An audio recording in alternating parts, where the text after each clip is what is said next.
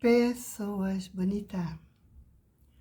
Hoje é dia 8 de março de 2026.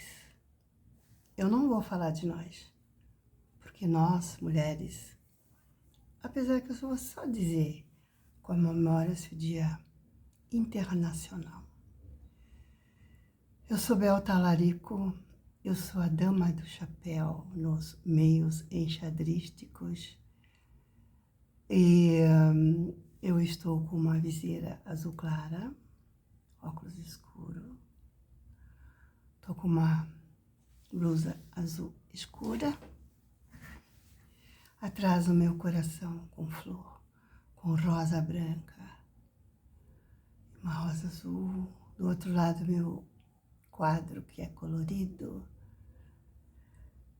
que é tão colorido quanto eu acho e quanto eu sou.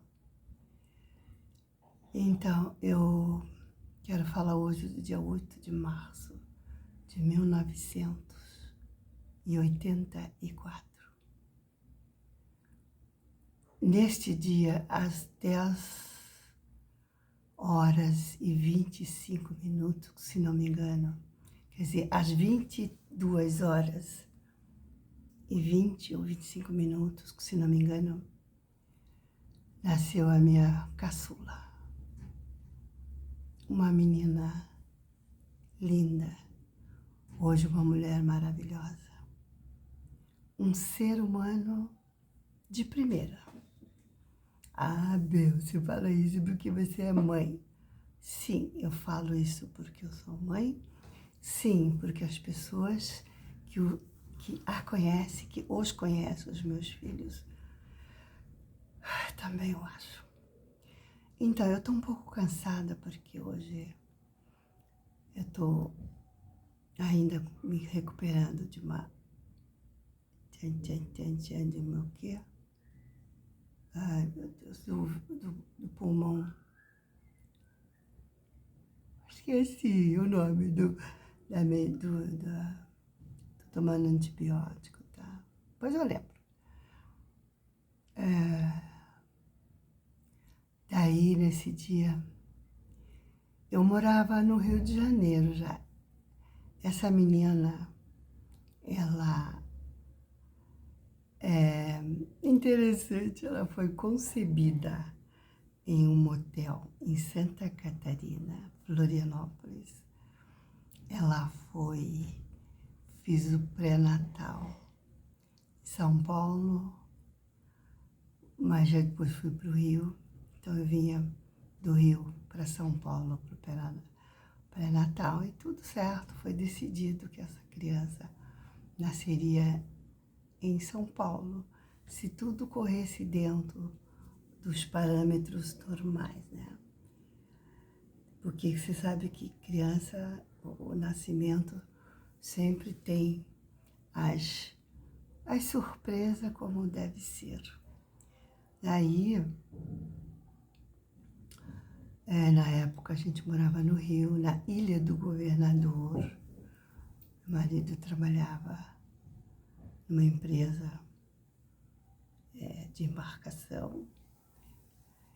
E viemos uma semana antes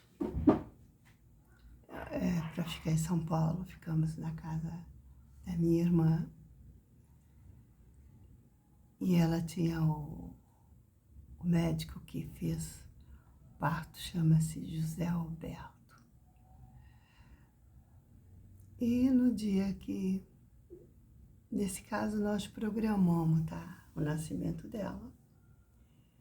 Confesso que eu não programei em função do 8 de março, não, em função do Dia Internacional da Mulher, porque essas datas, para mim, elas passam às vezes despercebidas. Fui para a maternidade. Nunca esqueço andando dentro da maca, né? Uma moça passou a mão no meu cabelo, a enfermeira. Ela falou assim, meu Deus do céu, que cabelo mais macio. Até então, cabelo comprido, né? Preto, castanho bem escuro. E foi tudo certo. Tinha um outro médico que se chamava Nilson, se não me engano. Tá. E eu ali já angustiada, nervosa, porque a gente faz um pré-natal com um profissional conhecido, um amigo que a gente conhece. A gente acaba tendo aquela confiança, independente também de ser amigo, mas se você faz num local, você geralmente fica confiante que se der tudo certo, é ali que você quer. Daí nós nos dirigimos no Hospital São Luís, em São Paulo. E lá, para mim, fazia um tempão que eu estava esperando, daqui a pouco eu vi o Zé Roberto. Fomos para a sala de parto, que eu fui fazer cesariana, porque na época, uma vez cesariana, sempre cesariana, tá? Ela era a última bebê. Ele iria fazer uma laqueadura, que assim o fez. E correu tudo certo, tudo bem. A única coisa que, depois que terminou,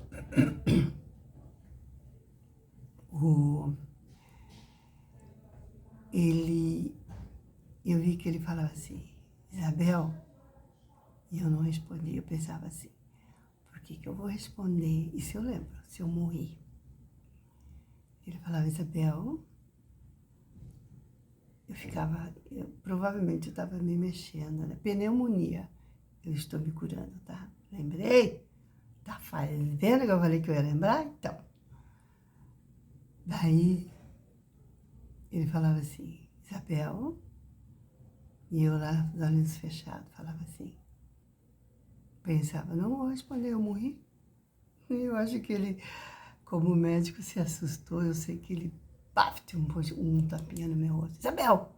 Eu assim, ai, que coisa! Eu falei, eu tô te chamando, por que eu vou responder se eu morri? Bom, claro que um deve olhar para a cara do outro e rir, porque até ele comentou que tem cada coisa que as mulheres, que os seres humanos falam quando volta de uma anestesia, que até tem uma história dessa menina mesmo, hoje em dia, que no nascimento de um das filhas, ela voltou falando inglês. Voltou falando inglês. Daí o médico disse que perguntou para ela assim, o marido, se ela era estrangeira. Ele falou, não, como ela tá falando inglês? Olha só que engraçado. Daí disse que, eu falei assim, puxa, se os médicos contar as micagens que a gente faz quando tá voltando da anestesia, não é porque você tá nem falar. Agora, bom, nesse caso, no caso ainda eu dizia que morri, porque no caso da outra, que eu vou quando ela fizer aniversário, eu falava assim, nossa, será que eu tô no céu? E quem disse que eu, quem disse que eu ia pro céu? Bom, resumindo a história, deu tudo certo, né? Depois viemos embora. Ah, daí tem uma história engraçada, porque o meu marido, assim, o nome dela, este nome, eu tinha pensado em Fabrícia. Hoje em dia fala assim, mamãe do céu, coisa boa que meu pai já registrava, porque Fabrícia, eu falei, ai, que nome lindo. Mas tem uma história de família que era para ser Daniela. Daí a minha primeira filha não foi Daniela, porque eu, como uma boa nora, não quis, né? É. Bom, resumindo, hoje em dia tem duas Daniela com o mesmo sobrenome. Tá certo que a outra tem um sobrenome a mais que ela tinha. Que na hora da mídia lá, as duas a gente nunca sabe quem é quem. Daí foi pro cartório ali eu não sei onde que era, no Hospital São Luís, São Paulo. E foi registrar. Então tem um fato assim interessante do caso dela, porque eles fizeram o registro dela, né? E precisava de uma testemunha. E tinha um rapaz fazendo o registro do filho. Resumindo a história, o menino que nasceu no mesmo dia, no mesmo hospital, chama-se Chico Serra, que é filho de Nicolau Serra, que é corredor de Fórmula 1, né? Minto, Chico Serra é o pai e Daniel Serra é o menino que nasceu lá. E a minha filha nasceu, meu marido pôs o nome de Daniela. Então, os dois nasceram no dia 8 de março. O filho do Chico Serra chama-se Daniel e a minha filha chama-se Daniela. E o Chico Serra foi testemunho ali na hora para o meu marido e meu marido para ele. Então é uma história assim bacana que eu estou contando porque é uma história minha, né? Para que fique gravado, para que essa turminha saiba. Hoje essa menininha que nasceu com 46 centímetros, cabeludo, uma gostosa deste mundo, tem 1,80 m. Eu digo que ela é um violoncelo, usa bastante, tem tatuagem. Hoje ela já me deu 2 filhos, 2 netos lindos, maravilhosos, que já estão também adolescentes. E a vida continua, né? Por isso que eu estou contando a história. Depois dali, 2 dias depois, 2 dias ou 3, sei lá quando a pessoa voltar, para tirar pontos, essas coisas, viemos para São Paulo. E eu nunca esqueço que ela veio na frente, em cima de um travesseirinho. Na época não se exigia cadeira, né, de criança, mas deu tudo certo. E hoje está aí, uma linda mulher que eu tenho ela como a minha caçulona, como a minha flor morena. Dani, querida, amo você. E feliz dia do teu aniversário, porque você mereceu renascer. Então eu vou cantar para você. Daniela, você mereceu renascer. Com tantos milhões você mereceu renascer. Que os anjos do céu continuem a te proteger, porque os anjos da terra estão sempre perto de ti. Feliz aniversário, minha flor morena. Mamãe te ama. Beijo, beijo, beijo. Tchau, tchau.